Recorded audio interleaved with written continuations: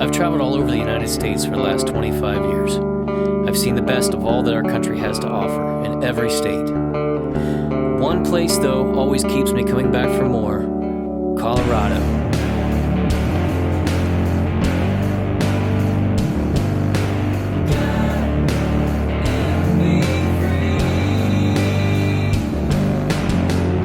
The Rocky Mountains have captivated me since my first visit when I was 15.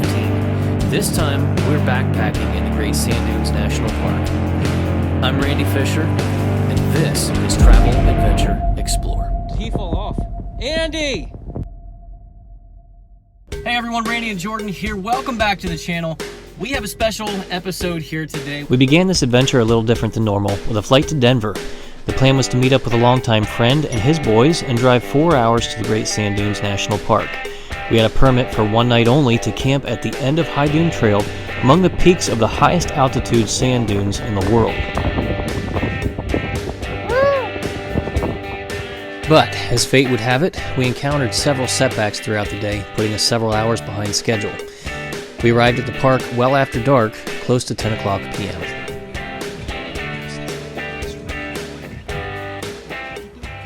We got here later than we expected.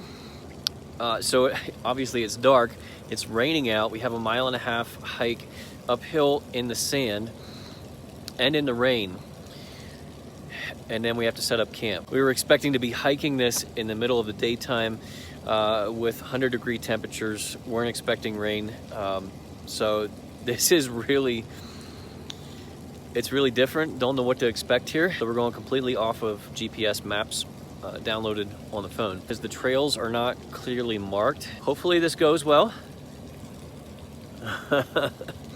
Here we go. Let me introduce you guys to the crew. We got my buddy Ben over here. Ben was my first producer 20 years ago. We were roommates and stayed friends over the years. So we're here with Ben and his boys this weekend. We got Odin, Matthew, Andy back here. And how can we forget about Jordan, the masked hero? So you guys are going to be seeing a lot more of them this weekend on this trip. We're going to have a good time.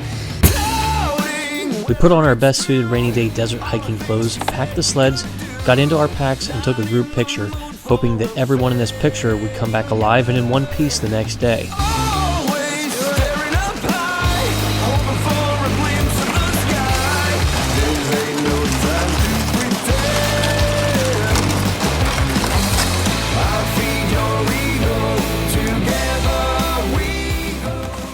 We are walking through water right now. I think this is part of a creek. I'm not sure if it's a creek or if it's just because it's been raining and everything's washed out. Medano Creek is situated at the base of the dunes. Its bed is normally dry this time of year.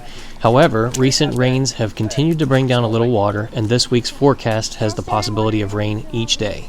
The only way to get to the dunes is by walking through the water. We have everybody? Yeah.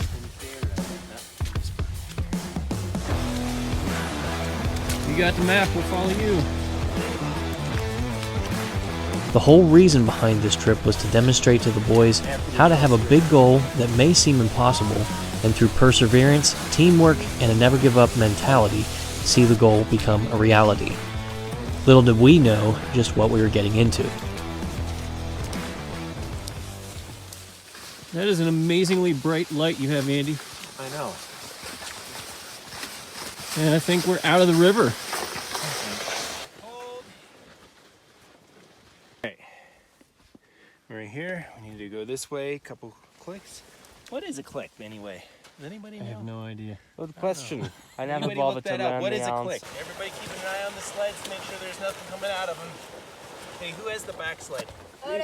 All right. Oh, someone has to be behind you to make sure that nothing falls out. We started the incline up the dunes, constantly walking towards Ben's light. It was pitch dark, and apart from in a cave, it was probably the darkest I've ever seen. We could see a small radius around our lights, but darkness was all around. 36 seconds in. Only? Okay, now, let's talk about pace. That was fast, right? Oh, yes. Let's slow it down by half.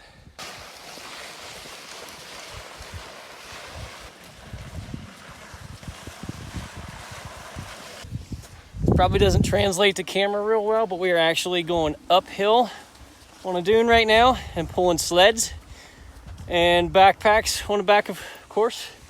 So it's tough work.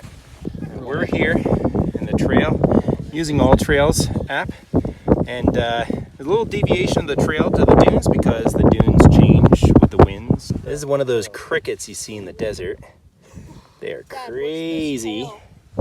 We're on the ridge right now, if you can see it. At many points on the trail, we were walking the ridge of the dune, carefully choosing our footing so that we wouldn't fall off the edge. To either side was, well, we couldn't tell. Don't go over the edge. It was a dark abyss, something that you don't want to fall into. We had no idea what was at the bottom or how far down it was. We were, after all, hiking to one of the highest dunes in the world, with an elevation incline of roughly 700 feet. Coming up on the first major incline here. Sand's blowing, it's starting to rain a little bit again. The drizzling rain actually helped create somewhat of a hard surface to walk on, and it was a blessing in disguise. Throughout the night, we would take turns pulling the sleds. Sometimes two of us would pull the sled at the same time. It was a grueling pull up very steep hills.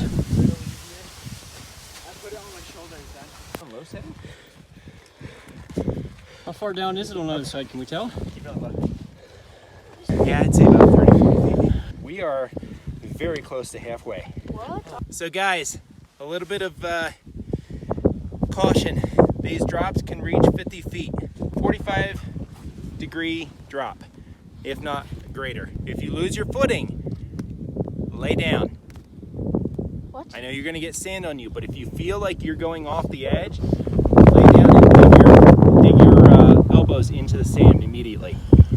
And then ask someone to come get you, okay? What do you think, Randy? That is not an easy hike at all. That is a miserable hike. Almost at the 2/3 mark. So we're getting ready to go down. Oh wait, what? Going down into the valley and going up the other side.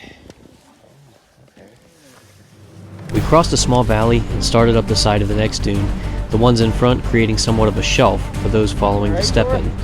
That trail was hard to walk in though. It was easier for me to just make my own trail, stepping on sand that was hard packed from the rain. These dunes were no joke. We had a pretty good idea what we were up against. This was not Ben's first time here, and I had done a bit of research myself, but no amount of planning could prepare us for what we were about to face. As Jordan and I were working the heavy sled laterally across the slip face of the steepest and tallest dune to this point, Andy, who was bringing up the rear with another sled, lost footing and tumbled down the dune about 50 feet or so with the sled. Due to the severity of the situation, I stopped taking video at this point to rescue Andy. Ben doubled back to help Jordan pull our sled to the top. Andy was unharmed, but in order to get him and the sled back to the group, we had to go vertical up the slip face, both of us pulling the sled together. It was probably one of the hardest things I've ever experienced, but quitting was not an option.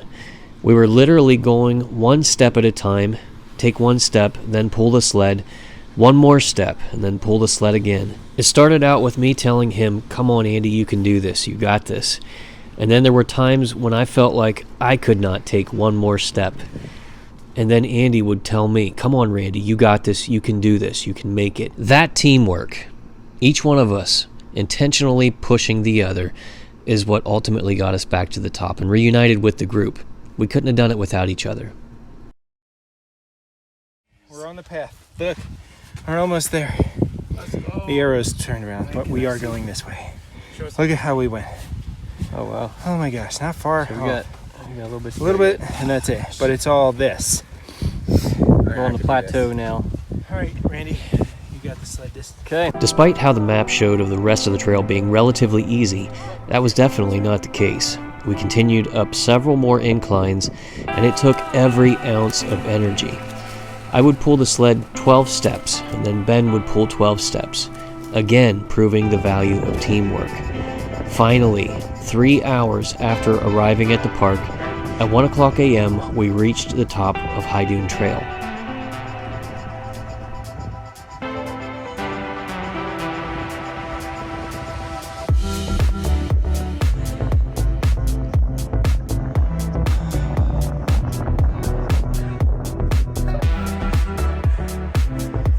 Look at that shadow. We can see our shadows. It is like we're in a cloud. I can't see 10 feet in front of me. Whew, this is crazy. We are at 8,660 feet above sea level. Say it again. We are at 8,660 660 feet above sea level. above sea level. I'm gonna die. I can't believe we didn't yet. We can't camp here because park regulations say we have to go somewhere else. This is public space, so we have to go to, they said, at least the next rise or wherever we want to go over here. That's where we can camp. Well, I by can't all think means, straight right now, let's go. but we need to go this way. Continue on. All right, let's go, men. We made it. We are at camp. Woo! Let's get this thing set up, get the tent set up, get the stove. Good job, guys. You all are amazing.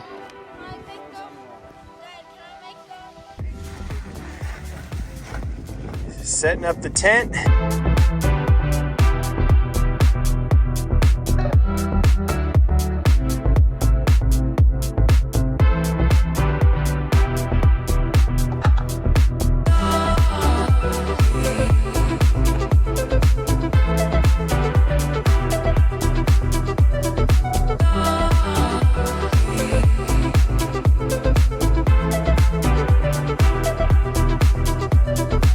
All right, guys, it's been a pretty crazy day here. We made it to the top. We got camp set up. We got the tent here.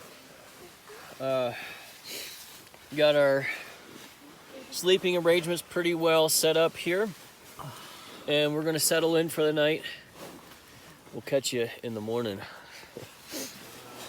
We're in the clouds, y'all. We're at like 8,600 feet and we're in the clouds. It's pretty cool. I can't wait to see it tomorrow.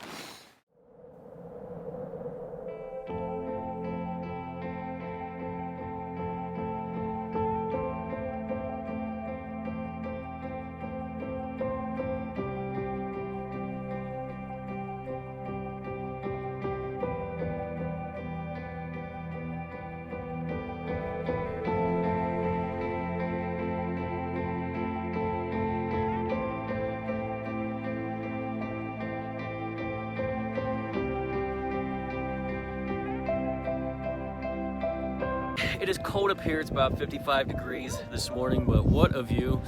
I've honestly never woken up to anything like that before. It was cold, and the decision to leave the sleeping bag and the hoodie at home was a very bad decision. I was not prepared to deal with all of this.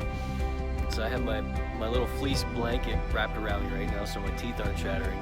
It's gonna be August in like 2 days, and it's 55 degrees. That's nuts. We're in the desert, for crying out loud. It's cold. But what a beautiful place. Got my coffee going. Man, I really needed some coffee this morning, I'll tell you what. But check out this view.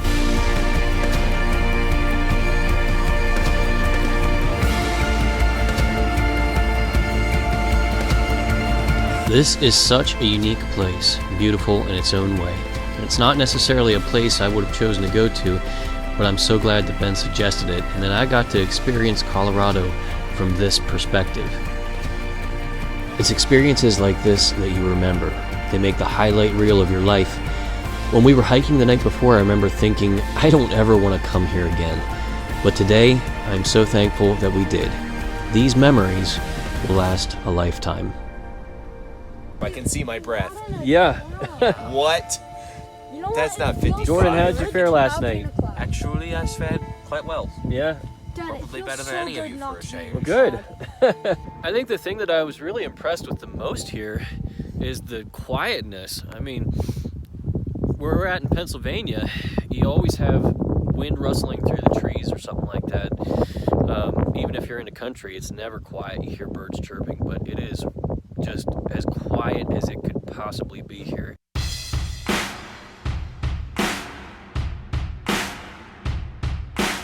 So where did all this sand come from? Well, you see mountains that you can't see right now. There's a lot of snow melt that comes down over the years, and we're talking thousands of years. And the river brings all the sediment down into this valley here, into that basin, and it deposits all the sediment down there, and then the wind brings it back up and creates the sand dunes. We accomplished what we set out to do. We camped in the peaks of the highest sand dunes in the world. Was it difficult? Absolutely. Did we want to give up? Man, is that an understatement. But we wanted to demonstrate to the boys that when you feel like you can't go any further, if you surround yourself with the right people, you can accomplish great things. And that's just what we did. We are packed up and ready to get out of here. Jordan has done a great job packing our tent for us this whole time.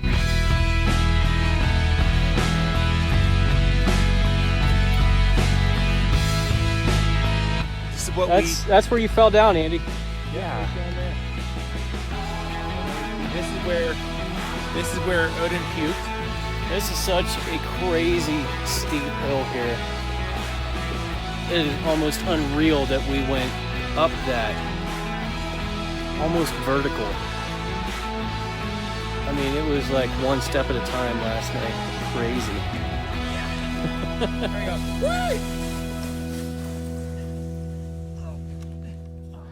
Next time on Travel Adventure Explorer.